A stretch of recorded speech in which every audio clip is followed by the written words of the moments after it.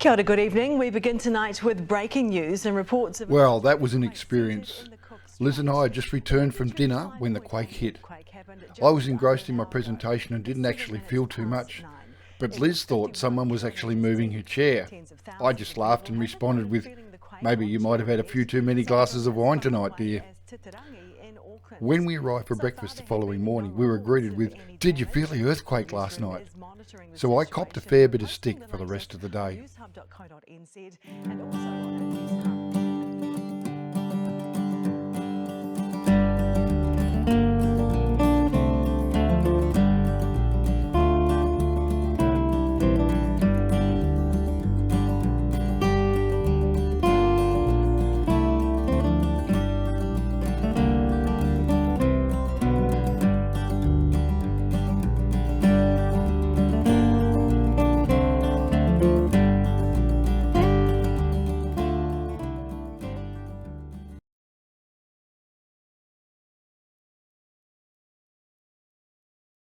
The morning was spent in the conference, then it was, you guessed it, off to a winery for lunch. Unfortunately, the weather wasn't playing ball with us, with the day starting with overcast skies and the odd shower.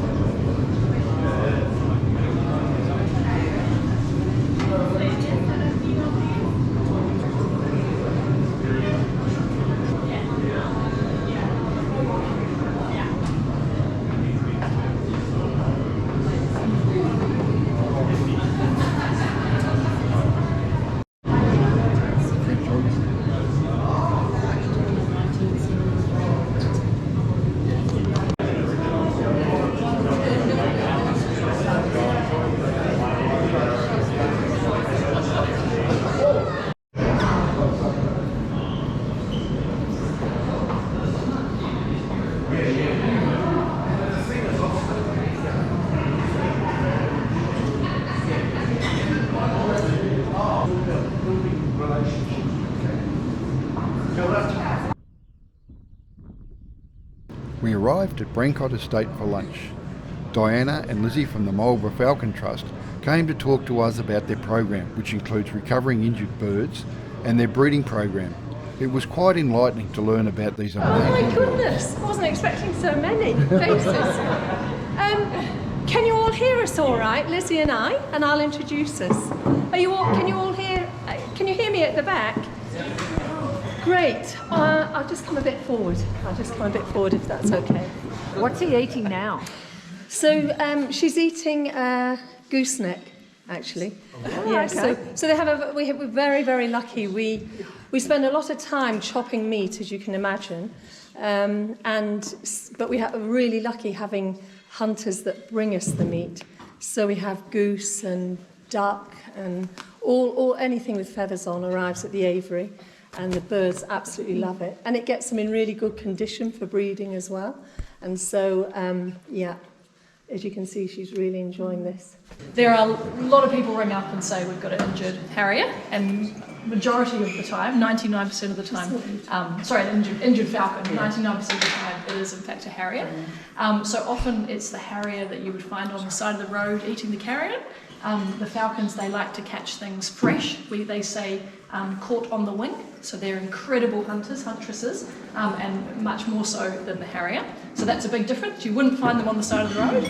The other one is, so their wingspan would be about 45 centimetres, and the harrier is more like a metre. But that's quite hard to tell when they're up in the sky, the size difference. So what you're looking for are the outstretched wings. And so with the falcon, it's quite a point at the tips of their wings, and then the harrier, it really does look like outstretched fingers. So when you look up in the sky, look for those outstretched fingers. And you'll also see those. We all see a harrier gliding beautifully, majestically, using those thermals to glide. And the falcon, they're sort of much more rapid wing beats. And then they'll get into something called a stoop. Too much information, isn't it? Sorry, I keep going. No, good on you. So they will get into a stoop, and that's how they can get up to those huge speeds of 200 kilometres an hour. Wow. So they are the fastest animal in New Zealand, and it's by getting into that stoop. So the harrier, they're they're not nearly as fantastic, are they? No, they are. They are in their own right. But yeah, so there they are, the differences. In captivity, it would be about 16 to 18 years. So we've got a few old birds in the aviary. It houses 22 falcons that Lizzie and I look after. And they're all about, well, some of them are 14, 16, so they're all getting up there. So in the wild, what do they eat? So in the wild, they predominantly would go for small birds, and they catch them while they're on the wing. So they would they hunt together too. So the female will push up the small birds until they're disorientated because they're so high. Then the male will sort of dive in. So they do a lot together. They're really quite a team. They mate for life as well, which.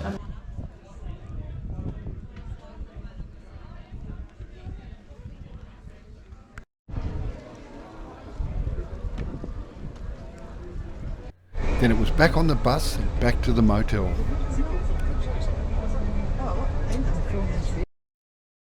We woke this morning to a crisp, foggy morning. That usually indicates that there's no breeze and a clear day. Let's hope that's the case. We were heading to Picton, which is a small village around 35 minutes from Blenheim and is situated at the bottom of the Queen Charlotte Sound. Morning guys, here we are at Picton Wharf. So today we're going to be heading off on a cruiser for a fun day of adventure and exploring through the islands. Looking forward to it.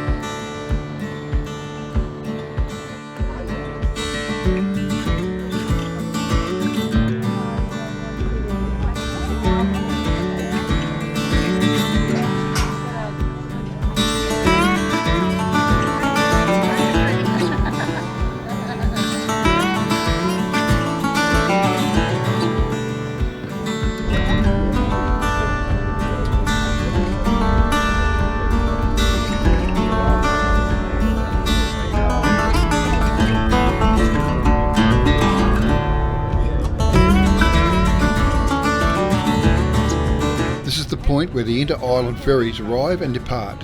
The journey to Wellington on the North Island crosses Cook Strait and the sailing time is around 3.5 hours, weather dependent. Our trip today will take us through Queen Charlotte Sound up into Endeavour Inlet, where we'll enjoy a variety of activities from mountain bike riding, canoeing and bushwalking. Then we'll all meet back at the Furneaux Lodge for lunch and a few refreshments.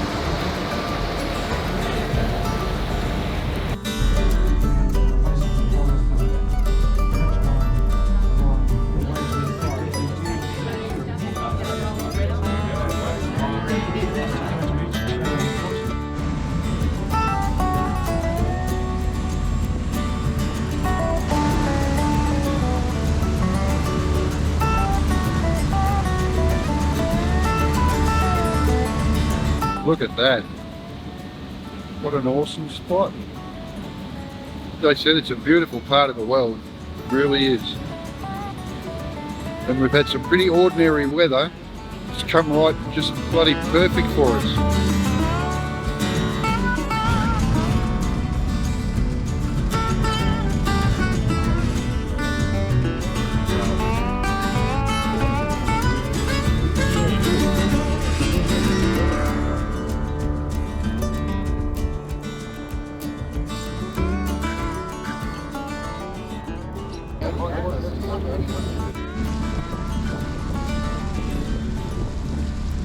Yeah, fish jumping. Yeah. The bird just died. No. The fish. Yeah.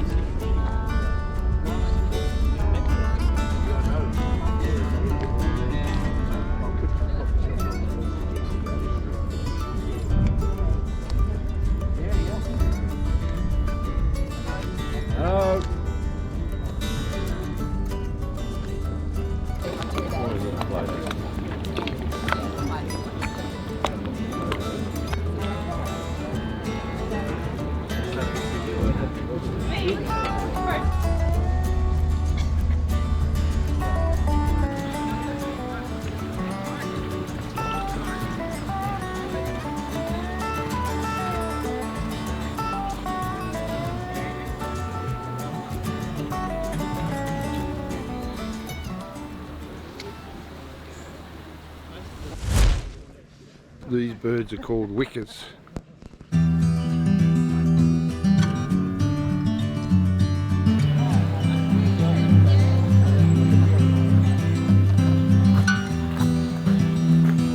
After arriving at the lodge, we broke into our nominated groups. The canoeists headed to the water, the bike riders donned their kit, and we started off on our adventure bushwalk.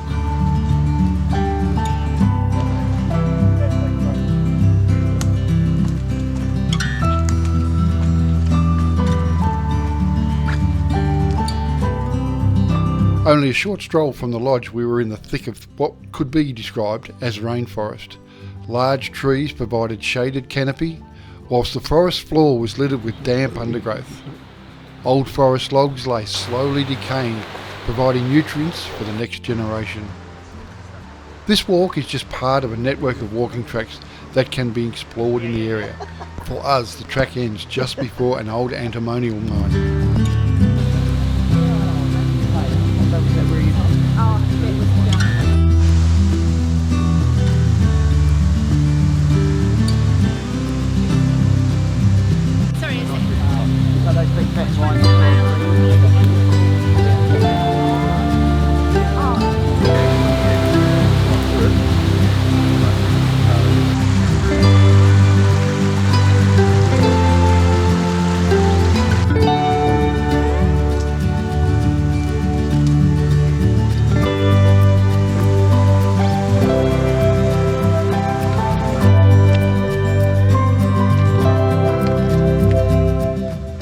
So we're making our way around the Queen Charlotte walk, which is broken into numerous days. So you can actually come out and do it for I think 4 or 5 days. So to walk from one end to the other, but we're just doing a small section of it today. And as you can see, it's pretty bloody spectacular. It reminds us a lot Look at that. of Tasmania. Isn't that gorgeous? Beautiful view from our walk. Just left Ferno Lodge. And here we are.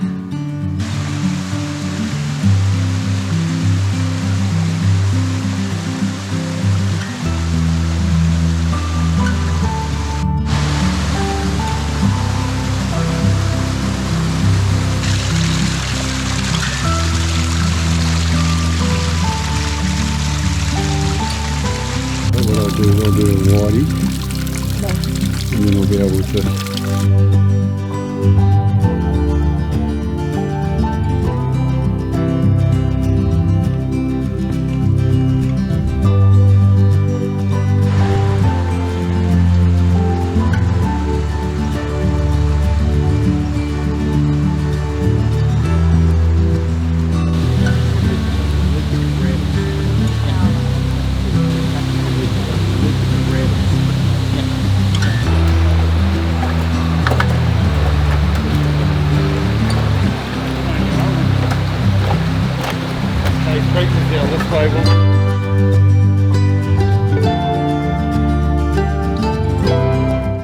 Well, little remains of this antimonial mine.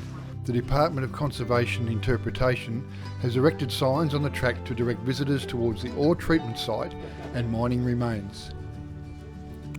Given the conditions, we didn't make the last part of the track as it becomes steep after the treatment site. However, if you do continue on, you will pass a number of horizontal mine shafts, also called drives or levels, with the track ending at the number 1 cut on the saddle between Endeavour Inlet and Port Gore. This was our turnaround point, so it was back to the lodge for lunch and some refreshments.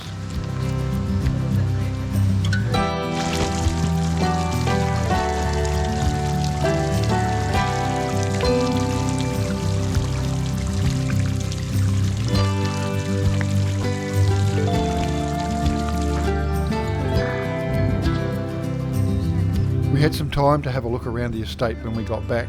Then it was on the boat for our return to Picton. But there was one more surprise in store.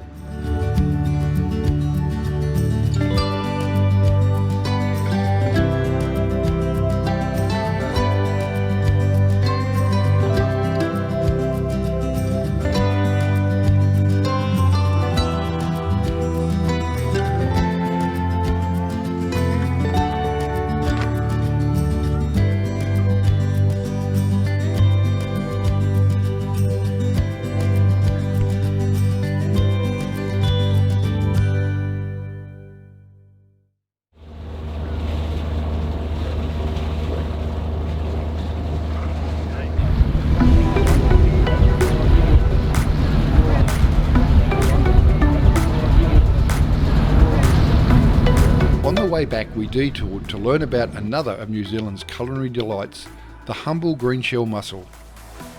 This species is endemic to New Zealand and was part of the traditional kimona or seafood for Maori. Today it's farmed for its food value and a health supplement to relieve inflammatory diseases such as arthritis. The mussel farming industry in the Marlborough Sound started in the 1960s. The early days of the industry were dominated by research and development and also local sales. New Zealand today has over 550 mussel farms totalling 450,000 hectares, most of them in the Marlborough Sounds. Now we know that the Marlborough Sounds is a place of outstanding beauty, where wedge-shaped hills shelter a network of shiny waterways. With few roads connecting the Pelorus, Queen Charlotte, Anakoa and outer sounds, many bays and coves are seldom visited.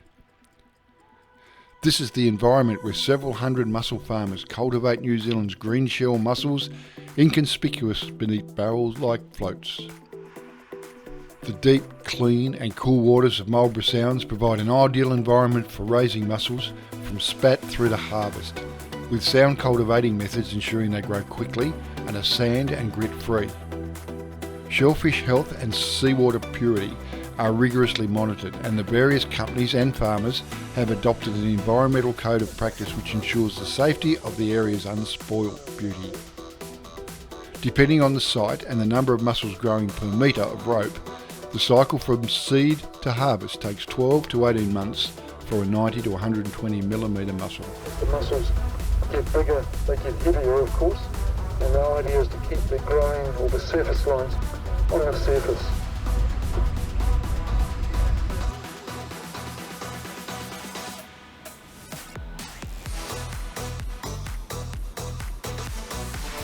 After the tour we were encouraged to try this seafood delight, not that most people needed much of an encouragement. Oh yum.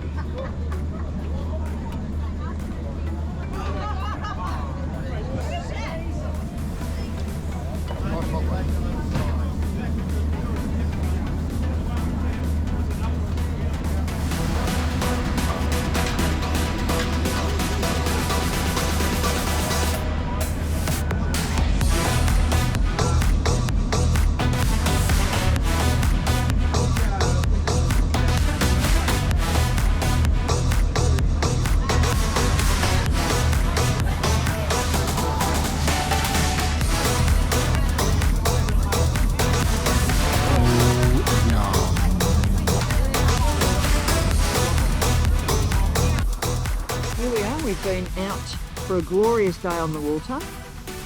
Furno Lodge for lunch, mussel farm tour, mussels in the afternoon. Now we're heading back to Picton. As you can see, the day has turned a little bit ordinary. It's just a light drizzle, and that is Picton over there, and the clouds are back on the hills. And this is where we have come from. I'm going to show you back down this way where we have just come from, and look at that. That looks pretty ordinary. Okay?